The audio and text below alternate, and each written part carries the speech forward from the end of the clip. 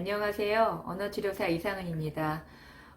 오랜만에 인사를 드리는 것 같아요. 그간 바쁜 일들이 좀 많이 있어가지고, 이제서야 영상을 올리게 되었습니다.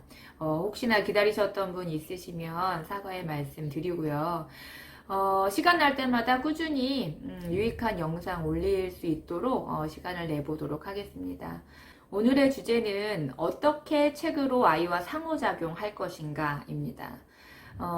보통 책이라고 하면 단순하게 그냥 읽어주는 것, 혹은 놀이들에 비해서 그냥 활동적인 놀이들에 비해서 조금 정적이고 딱딱한 것, 그렇게 생각하시는 분들 많을 것 같아요.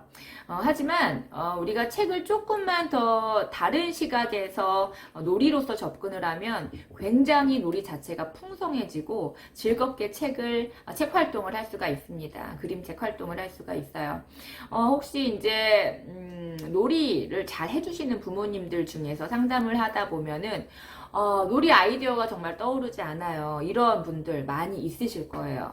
그럴 때 책을 이용하시면 돼요. 그래서 우리가 경험을 통해서 아이들은 많은 것들을 배우게 되잖아요. 근데 어린 아이이기도 하고 요새 같은 때는 또 코로나 때문에 바깥 활동을 하기가 어렵기 때문에 어떤 경험을 할 수 있는 그런 기회가 예전에 비해서 많이 줄어든 상태예요. 또 겨울이기도 하고. 그렇기 때문에 책을 통해서 사실 그 책의 그 상황들을 통해서 그 상황을 시연해보고 또 피규어든 인형들을 대입시켜서 놀기도 해보고 그러면서 또 새로운 경험들을 간접적으로 어떤 행해볼 수 있는 또 좋은 기회가 될 수 있기 때문에 책을 어떻게 활용하느냐에 따라서 굉장히 좋은 풍성한 활동이 될 수 있을 것 같아요. 집에 놀아주고 싶은데 장난감이 없으세요?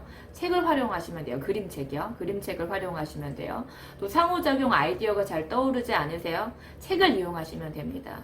또 바깥 활동이 좀 힘든 상황이세요? 책으로서 간접 경험하면 됩니다. 이 정도 되면 책이 뭐 거의 만능과 같은 놀이 기능을 가지고 있다고 해도 과언이 아닐 것 같은데요. 그래도 연령이나 원령에 따라서 어떻게 조금 접근을 해줘야 되는지에 대해서도 함께 이 영상에서 다루어 볼까 합니다. 가끔 상담하다 보면은 자폐 스펙트럼 친구들 그 부모님 혹은 상호작용에 어려움이 있어서 센터에 내원하시는 부모님 혹은 사회성이 좀 떨어지는 친구들 부모님들이랑 상담을 하다 보면 병원에서 이런 이야기를 했다 그래요. 아이가 책에 대해서 너무 시각 추구 혹은 감각 추구가 있어서 책을 보여주지 마세요. 책을 멀리 이제 안 보이는 곳에 치워두세요 라는 이야기를 들으셔서 저한테 이제 문의를 주신 거죠. 책 다 치워야 돼요. 책 보여주지 말까요? 이렇게 저한테 여쭤보시는 거예요. 근데 저는 본질이 좀 중요하다고 생각해요. 아이가 시각적인 추구, 감각적인 추구 혹은 뭐 넘기는 것에 대해 집중 혹은 집착이 있는 경우 이게 문제 행동으로 나타나기 때문에 책을 치워버리라고 말씀을 하시는 걸 거예요, 분명히. 하지만 그걸 조금 다른 쪽으로 접근을 한다고 해보면 상호작용의 도구로서 사용을 한다면 저는 좋은 도구가 될 수 있다고 생각을 하거든요. 그래서 무작정 치워버리시기보다 이 책을 가지고 아이와 하나의 놀이 도구로서 상호작용을 해보는 것이 어떨까 저는 그렇게 제안을 드립니다. 그래서 그런 방법도 함께 나누어 보면 좋을 것 같아요. 그러면은 어떻게 책으로 이제 즐겁게 상호작용을 할 수 있는지에 대해서 한 5가지 측면에 대해서 한번 이야기를 나눠보겠습니다. 네, 일단 첫 번째는 아이가 흥미로워하는 책을 고르시는 것이 중요해요. 우리가 상호작용이라고 할 때 결국에는 함께 공동으로 집중하는 그 활동이 전제가 되어야 되는 것이죠. 그러려면 즐거워야 되거든요. 아이가 뭔가 엄마랑 공유하고 싶은데 즐거운 것을 공유하고 싶지 즐겁지도 않고 재밌지도 않고 엄마가 그냥 하라고 하는 것을 결코 공유하고 싶어 하지 않을 거예요. 그렇기 때문에 아이가 평소에 무엇을 좋아하는지 꼭 책이 아니어도 괜찮아요. 아이가 책 전혀 관심이 없다? 그러면 아이의 행동을 잘 관찰해 보세요. 아이가 만약 공룡을 좋아할 수도 있고요. 아이가 뽀로로 좋아할 수도 있고, 그럼 피규어, 어떤 캐릭터들을 좋아할 수도 있어요. 그러면 그냥 다른 책이 아니라 그냥 엉뚱한 뭐 동화책, 그림책이 아니라 그런 캐릭터들이 나와 있는 책들 있잖아요. 공룡이 좋아하는 친구, 공룡을 좋아하는 친구면 공룡 캐릭터가 나와 있는 책도 괜찮고, 뽀로로를 좋아하는, 뽀로로 캐릭터를 좋아하는 친구라면 뽀로로 캐릭터가 나와 있는 그런 그림책 혹은 사운드북도 괜찮아요. 근데 전혀 이것도 뭐 무관심이다. 지금 놀이 수준이 거의 감각놀이 수준이다. 뭐 먹고 빨고 요런 수준이다. 그러면 만지고 혹은 뭐 물어도 되는 헝겊책도 괜찮고, 소리 나는 거, 이렇게 사운드북 있죠. 누르면 소리 나는 거 혹은 뭔가 동작이 나타나지는 그런 책들도 있거든요. 그런 책들도 괜찮아요. 무엇이 됐든 상관이 없지만 아이가 좀 흥미로워할 수 있는 책을 골라주시면 좋을 것 같아요. 그래서 제가 지금 설명을 드리면서 이 책을 그냥 제가 아주 많이 사용하는, 치료 때도 그렇고 저희 아이와도 그렇고 많이 활용하는 책이거든요. 그래서 그냥 아이들은 뽀로로면은 뭐 거의 다 알잖아요. 그래서 굉장히 좋아하기도 하고, 그래서 이 책을 많이 이용하는데, 이거는 요렇게 구성이 되어 있어요. 전혀 이런 거 광고가 아니고 제가 그냥 사용하기 때문에 요거를 이제, 어떻게 이 책을 통해서 상호작용을 이끌어낼 수 있을까를 이제 알려드리려고 이 책을 같이 준비를 했습니다. 두 번째는 이 그림책 안에 글자들이 있잖아요. 이렇게 이야 아침이다, 요거는 노래의 어떤 가사인데요. 이게 글자들이 있잖아요. 이 글자를 그대로 읽어주실 필요가 전혀 없어요. 왜냐하면 우리의 목표는 내용을 아는 거는 그 나중 일이고요. 우리가 상호작용의 목표가 있다, 상호작용에 초점이 있다, 아이와 즐거움을 공유하는데 초점이 있다고 한다면 어떤 내용을 다루기보다는 아이와 턴테이킹, 너하고 나하고 함께 하는 것, 네가 물어보면 내가 답하고, 내가 물어보면 네가 답하고, 얘가 물어보면 네가 답하고, 요런 핑퐁 대화를 하는 것이 목표라면 굳이 이 내용을 전혀 읽어주지 않으셔도 돼요. 또 저 같은 경우에는 아예 이 글자가 없는 책을 선호할 때도 있어요. 왜냐면은 아까 말씀드렸듯이 스펙트럼 친구들, 어떤 시각적으로 예민해서 시각 추구가 강한 친구들은 이 글자만 이렇게 보거든요. 그래서 아예 글자 없는 그림책만 가지고 이제 치료 활동을 하거나 그럴 때도 많이 있거든요. 그 정도로 글자가 중요하지 않아요. 그냥 지금 이 시간은 이건 놀이 도구야. 놀이 도구로 너랑 나랑 같이 놀이하는 거야. 요런 느낌을 가지고 해주시면 좋아요. 그래서 어머나 뽀로로가 이빨 닦으려고 하나, 이 닦으려고 하나 봐. 우와, 이거 칫솔 들고 있네. 오, 컵도 있고 여기 크롱도 있고, 이런 식으로 글자에 집중하기보다는 그냥 요런 상황들을 한번 설명을 해주신다든지 아이랑 함께 나눠보는 시간도 있으면 괜찮을 것 같아요. 세 번째는 책의 캐릭터들 있잖아요. 캐릭터들도 있고 뭐 여러 가지 사물들도 있고, 이런 캐릭터들이나 어떤 사물들이나 어떤 상황에 말을 걸어주시는 거예요. 아까 잠깐 제가 노출이 되었었던 것 같긴 한데, 예를 들면 여기 뽀로로가 있잖아요. 그러면은 아이가 옆에 있다. 뽀로로다, 인사해 하면서 뽀로로 안녕 하면서 인사를 유도할 수도 있고요. 너 누구야? 하고 물어보면 내 이름은 뽀로로. 그러니까 엄마가 조금 연기를 좀 해주셔야 돼요. 뭐 부모님들이든 누구든 연기를 좀 해주시면 좋겠죠. 그래서 이 캐릭터가 아이한테 질문을 해서 아이가 대답할 수도 있고, 이 아이가 어떤 그 캐릭터들한테 인사든 뭐 물어볼 수도 있고, 여러 가지 활동들을 할 수 있어요. 예를 들면 저희가 물어보는 책 상황 중에서 물어보는 것들 중에서 좀 아주 기초적이고 간단한 것들, 넌 누구야? 너 어디에 있어? 이거 뭐야? 어디가? 뭐 요런 것들, 의문사 질문들을 한번 시도해 보게끔 하면은 아주 좋거든요. 그래서 이 뽀로로, 예를 들면 패티가 저한테 너 어디 있어? 물어보면은 아이가 나 집에 이렇게 얘기할 수도 있고, 너 누구야? 물어보면 나 주하 이렇게 얘기할 수도 있고, 뭔가 그 정도 언어 능력이 되는 친구라면 이렇게 하면서 상호작용을 좀 할 수가 있겠죠. 게다가 캐릭터들도 여러 개잖아요. 제가 이 책을 골랐긴 했지만 캐릭터 여러 개가 아니어도 괜찮아요. 한두 명의 캐릭터가 나온다고 할지라도 한 번씩 너 어디 가니? 너 뭐 하니? 너 누구니? 뭐 이런 거에 대답하게 하면서 반복적으로 어떤 질문에 대해서 대답을 할 수가 있죠. 그래서 그런 부분들이 참 좋은 것 같아요. 그래서 어떤 캐릭터들과 하면서 본인의 상태에 대해서 이야기할 수 있고 의문사 질문에 대해서 대답할 수 있고 또 이 아이로 하여금 이 캐릭터들한테 질문을 던질 수 있고